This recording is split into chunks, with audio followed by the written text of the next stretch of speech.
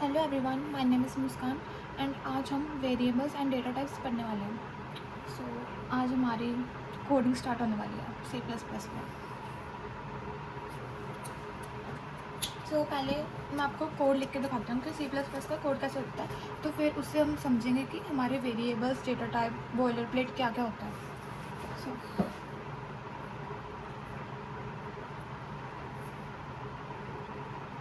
साथ में आप भी नोट करते रहना।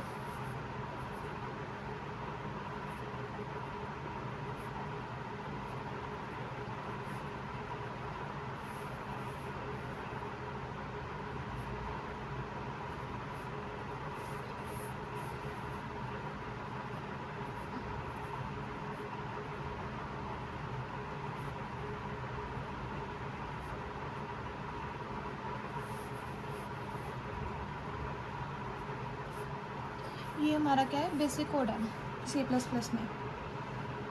तो ये क्या चीज़ है, hashtag include iostream using name space STD. ये क्या है हमारे, ये चीज़ हमारी इसकी बॉयलर प्लेट है। तो हैशटैग इंक्लूड आयोस्ट्रीम क्या है, इनपुट आउटपुट स्ट्रीम। इससे हम सी आउट और सी इन का यूज़ कर सकते हैं। जैसे कि हम सी में करते थे प्रिंट यूज़, किसी भी चीज़ को प्रिंट करना होगा, जो हमें वो आउटपुट चाहिए, उसके लिए हम प्रिंट अप यूज़ करते थे। तो इसमें क्या होता है, सी आउट का यूज़। तो इसमें प्रिंट होकर हमारे पास क्या आ जाएगा, टर्मिनल पे मुस्कान गोयल। अंडरस्टैंड। सी आउट क्या होता है, आउटपुट दिखाता है, एंड सी इन क्या होता है, सी आई एन इनपुट लेता है वो। And using namespace S T D क्या होता है, एस डी टी एक नेम स्पेस है। इस लाइन की वजह से हमें बार बार S D T C out और एस डी डी सिन नहीं लिखना पड़ता। जैसे कि अगर हम ये चीज़ ना लिखें तो हमें कैसे लिखना पड़ेगा सी प्लस प्लस का कोड।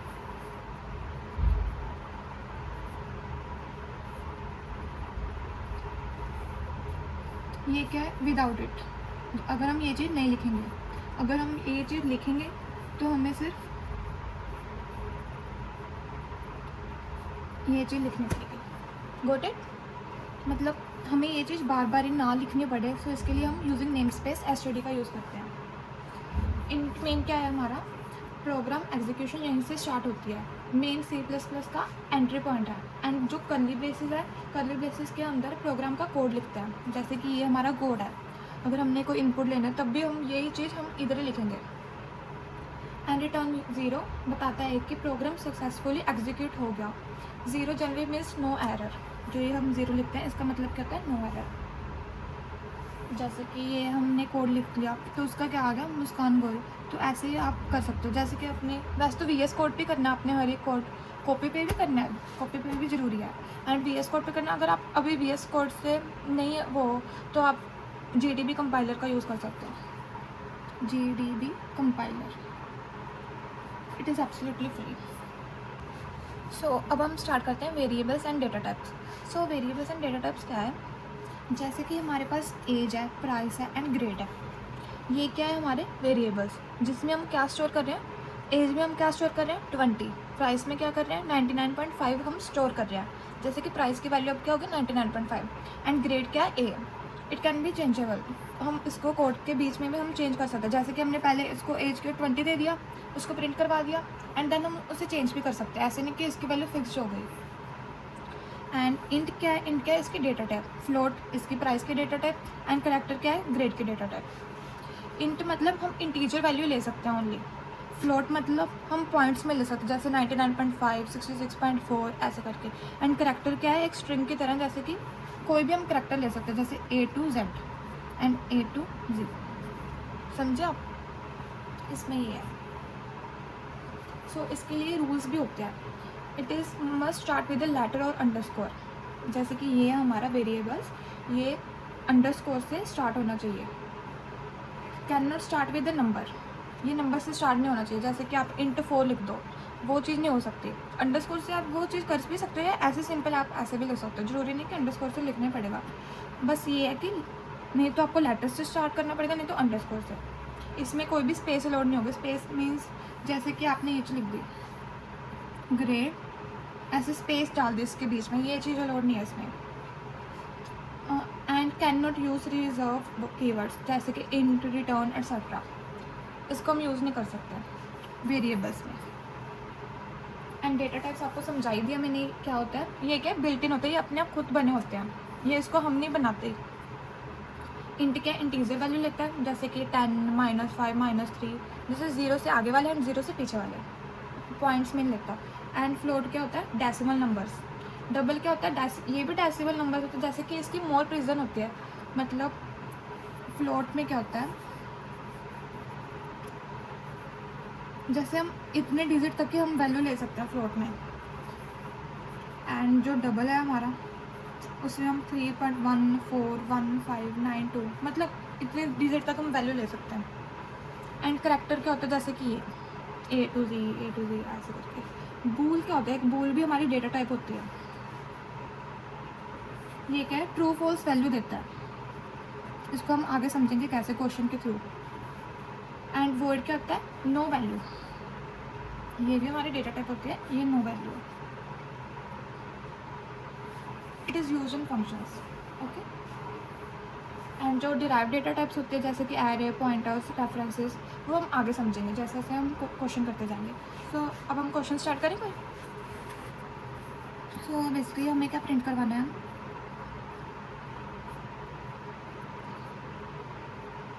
अगर हमें ये चीज़ प्रिंट करवाना है तो आप कैसे प्रिंट करवाओगे। पहले तो हम इसकी बॉर्डर प्लेट लिखेंगे यूजिंग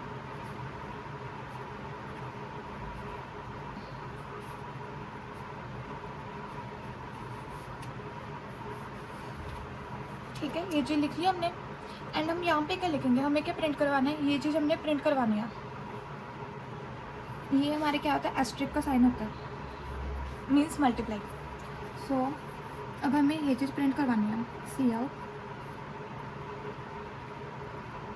पहले आपको ये खुद सोल्व करना है, देन फिर ये चीज़ देखनी है।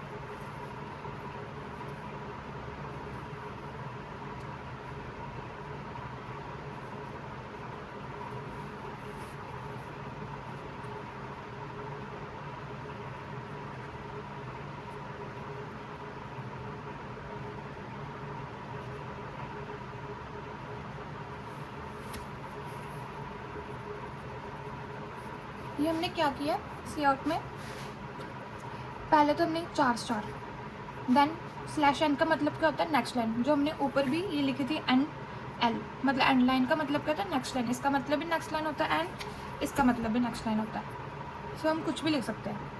तो हमने ये किया, देन वो नेक्स्ट लाइन में आ जाएगा। मैं आपको साथ साथ इसका आउटपुट भी तो करती जाऊँगी। जैसे पहले सी आउट ये होगा, मतलब प्रिंट क्या होगा हमारा, स्टार, 4 स्टार। तब क्या हो जाएगा, वो नेक्स्ट लाइन में आ जाएगा। हम इस लाइन पे अब क्या होगा, हमारे 3 स्टार प्रिंट होंगे, next line 2 star, next line and then 1 star. ये चीज़ हो गई, ये हमारा क्वेश्चन हो गया। अगर हमने सिन का यूज़ करना है, जैसे कि हमने कोई इनपुट लेना है,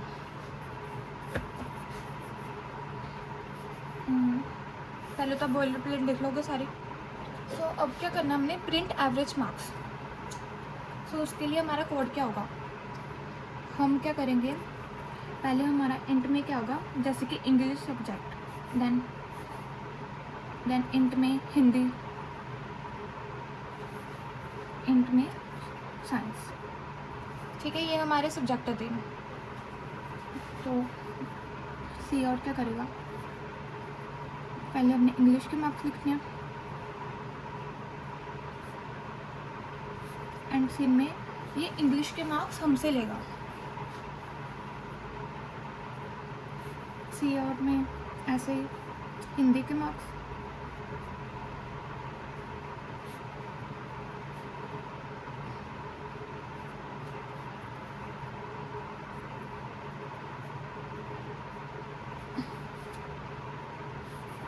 ऐसे ही हमने साइंस के मार्क्स लेने हैं।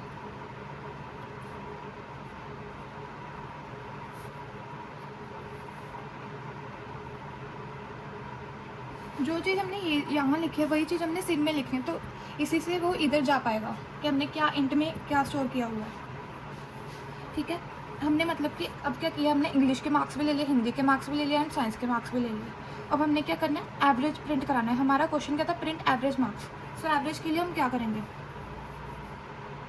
Int average equal to, average का फॉर्मूला क्या होगा, English plus Hindi plus science by 3। So अब क्या करेंगे, जैसे कि एवरेज के लिए हमने तीनों सब्जेक्ट का एवरेज ले लिया एंड डिवाइडेड बाय 3 कर दिया, ये ऐसे आएगा ब्रैकेट में, मतलब पहले इनको ऐड करेगा देन फिर डिवाइड करेगा। सो हम सी आउट क्यों कर देंगे, एवरेज मार्क्स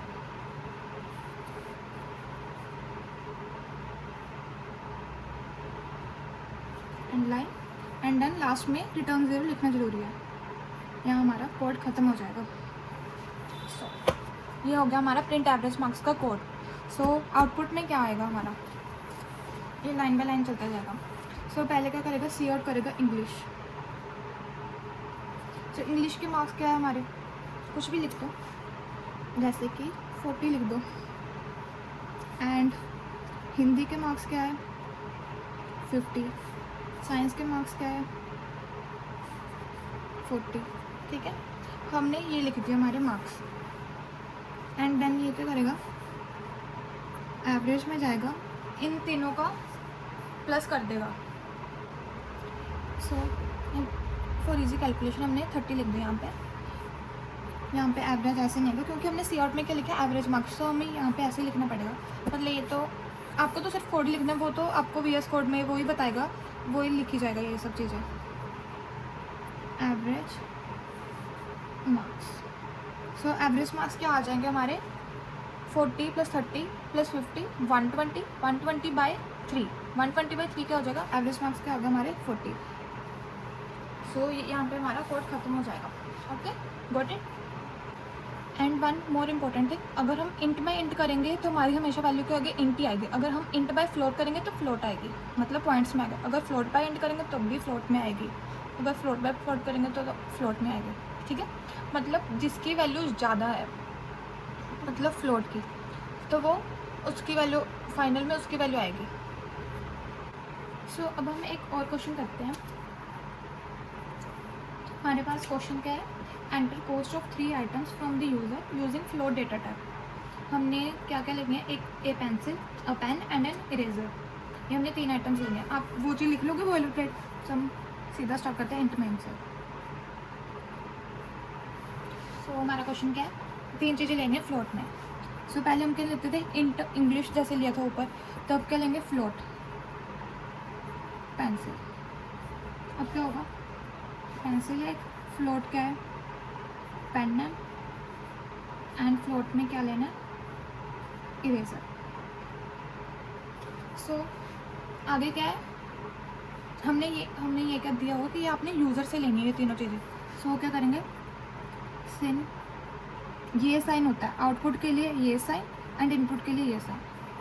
एंड सिन में क्या होगा, पहले पेंसिल एंड लाइन, मतलब वो नेक्स्ट लाइन में करेगा। से पेन, हमने पेन ले लिया, मतलब उसकी वैल्यू ले ली, इरेजर में, ठीक है, हमने अब तीनों चीज़ों की वैल्यू ले ली। अब क्या बोला हमने, मतलब क्वेश्चन में क्या बोला है, you have to output the total cost of the items back to the user as their bill. मतलब अब हमने क्या करना है, टोटल कॉस्ट बतानी है। सो टोटल कॉस्ट में क्या होगा, हम क्या करेंगे, फ्लोट में ले लेंगे, फ्लोट टोटल कॉस्ट, इसको साथ में लिखना है, अंडरस्कोर भी लिख सकते हो, मतलब स्पेस नहीं होनी चाहिए बीच में। फ्लोट टोटल कॉस्ट में क्या आ जाएगा हमारी, pencil plus pen plus eraser. ये इसका हमने फॉर्मूला लिखा अभी हमने इसको प्रिंट नहीं करवाया, इसका फॉर्मूला लिखा कि ये इसका फॉर्मूला है।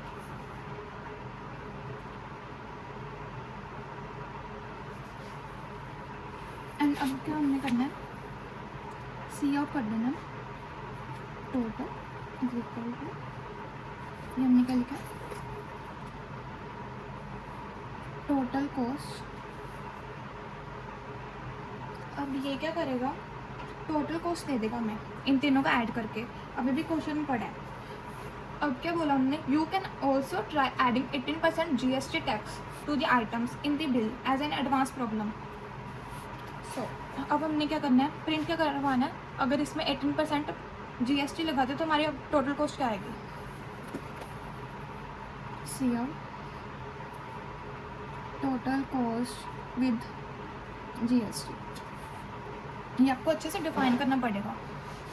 या ऐसे नहीं कि आप सीधा लिख दो कि विद GST या कुछ भी लिख दो, ऐसे नहीं होगा। आपको एक अच्छा कोडर वही होता है जो हर चीज़ को अच्छे से डिफाइन करे, एंड जब भी हम उसका कोड देखें तो समझे कि क्या चीज़ वो कहना चाह रहा है। सो हमारा क्वेश्चन था टोटल कॉस्ट विद GST है। सो हमारी टोटल कॉस्ट विद GST कैसे निकली जाएगी? Total cost plus total cost into 0.80।